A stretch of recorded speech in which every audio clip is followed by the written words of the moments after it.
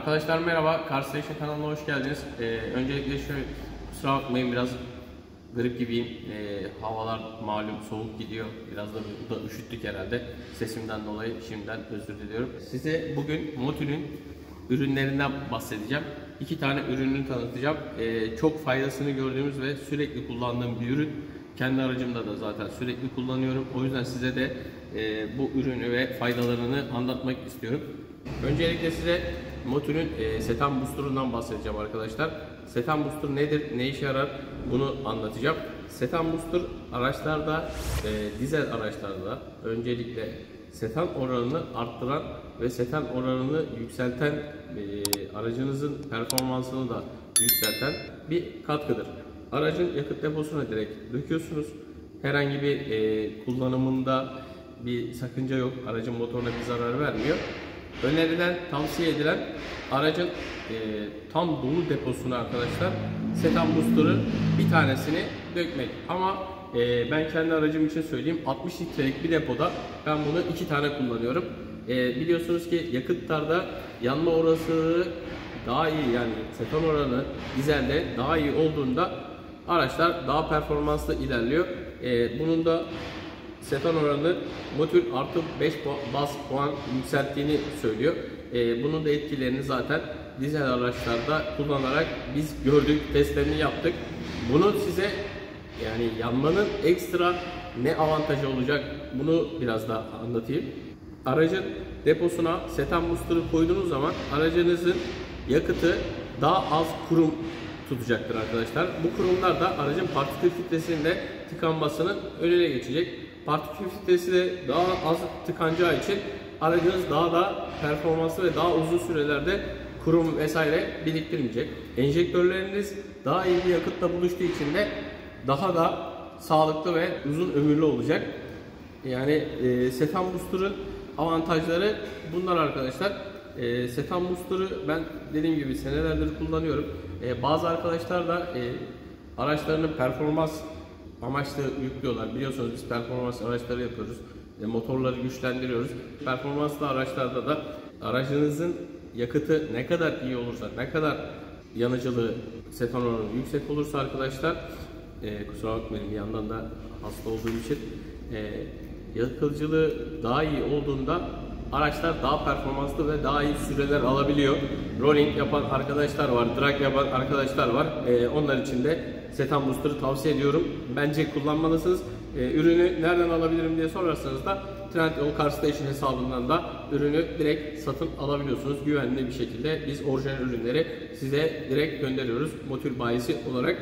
Bunun yanı sıra hemen şunu kenara bırakıyorum. Dizel için olan zaten sarı arkadaşlar. Şöyle göstereyim.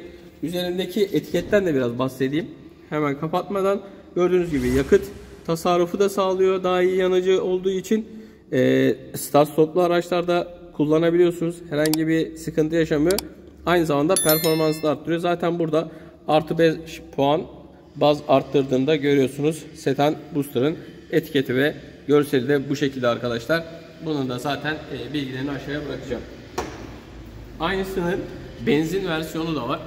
Benzinli araçlarda kullandığımız ve bizim sürekli sattığımız, gerçekten de insanların alıp kullanıp memnun kaldığı bir ürün Oktan Booster. Setan Booster, bu da Oktan Booster arkadaşlar. Benzinli araçlarda yeşil olarak görüyorsunuz. Motul'ün Oktan Booster'ını da isterseniz Trendyol üzerinden direkt satın alabilirsiniz Car Station hesaplarından. Oktan Booster ne işe yarıyor derseniz, Oktan Booster da nasıl dizelde artı 5 puan arttırıyorsa bunda da Oktan Booster arkadaşlar benzinin içindeki oktan seviyesini yükselterek daha fazla performans sağlayabiliyor. Bunu da tam dolu bir depoya, 60 litrelik bir depoda 2 tane kullanabiliyorsunuz. Herhangi bir zararı yok. Tam tersi aracınızın performansının arttığını göreceksiniz. Dediğim gibi yarışlarda vesaire, kalkışlarda, draglarda ya da performanslı araç kullanıyorsanız bu Oktan Booster'ı ve Setan Booster'ı kullanabilirsiniz. Oktan Booster benzinler için yeşil bir gördüğünüz gibi etiketi var üzerinde. Diğerinin de hemen şöyle göstereyim.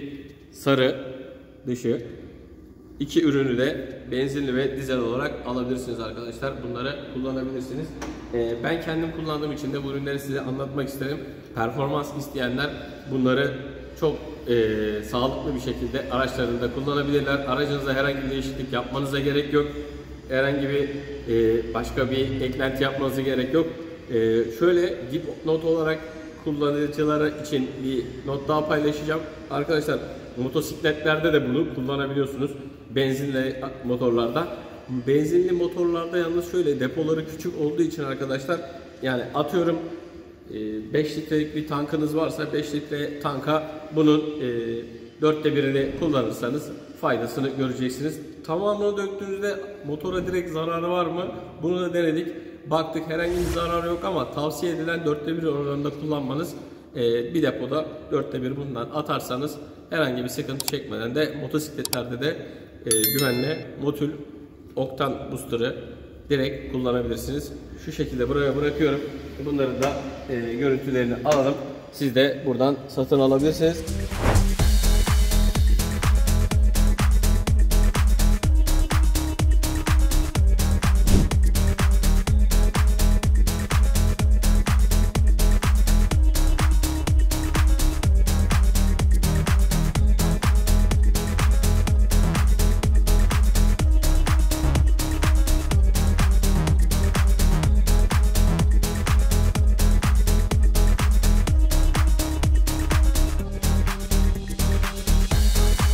Arkadaşlar Oktan Booster'ı şimdi ben kendi aracıma koyacağım.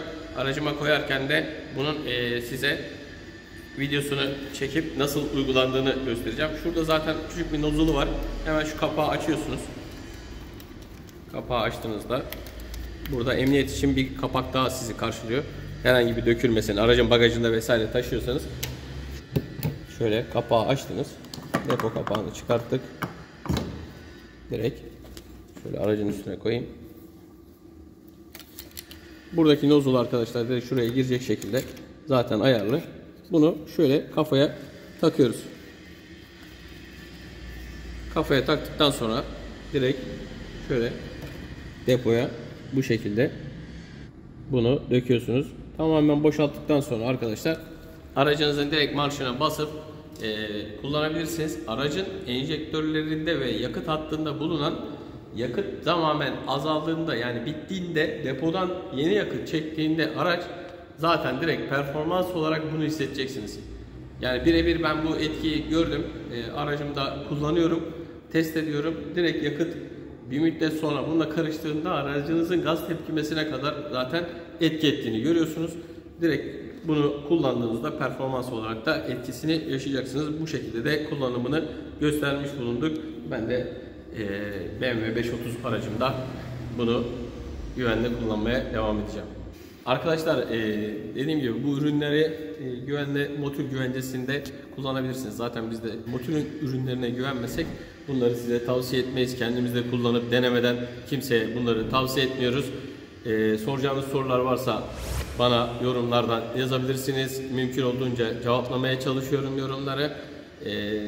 Videoyu da beğendiyseniz arkadaşlar destek için kanala abone olup beğeni atmayı unutmayın. Kendinize iyi bakın. Görüşmek üzere.